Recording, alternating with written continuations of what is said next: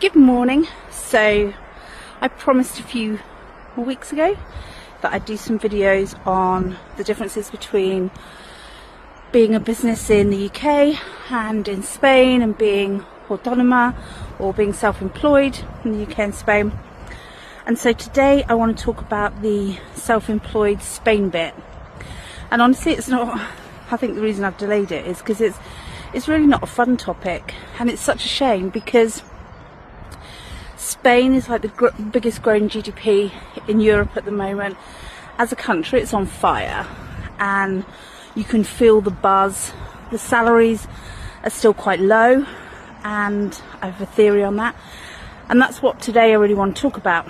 So in Spain, social security, which in the UK is NI, is really expensive, and that's why they have a really good health system.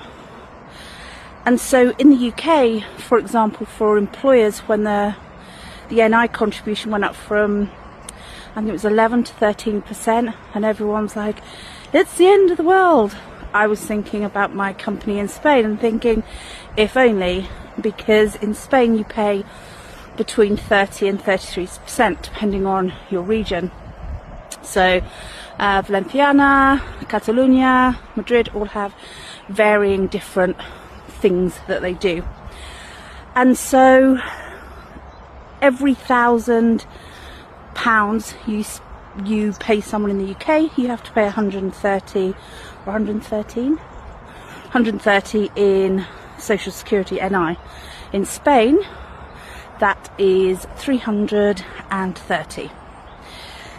So it's really expensive, and that doesn't stop when you're self-employed. And I think this is where it's hardest to make money as a self-employed person. So you pay your quota and to social security. Tax is what tax is. The more you earn, the more you pay. I think that seems fair to me. It's the social security that kills you as a self-employed person in Spain. And that's why it's so important to really work on your business viability. Unlike the UK, you pay straight away. You get a reduced fee for the first couple of years, but you need to be working always on the assumption of the higher amount and not the lower amount, because, as I say, you start from day one and you've got to pay it, and it's super strict. You can't miss a payment, you can't do anything like half-assed. It's got to be all in if you're going to go into be a self-employed business in Spain. And tomorrow I'll talk about having a gestor, which is your legal accountant, and that's going to be as equally a miserable video because I don't know one that I like, but I'll explain some things about it.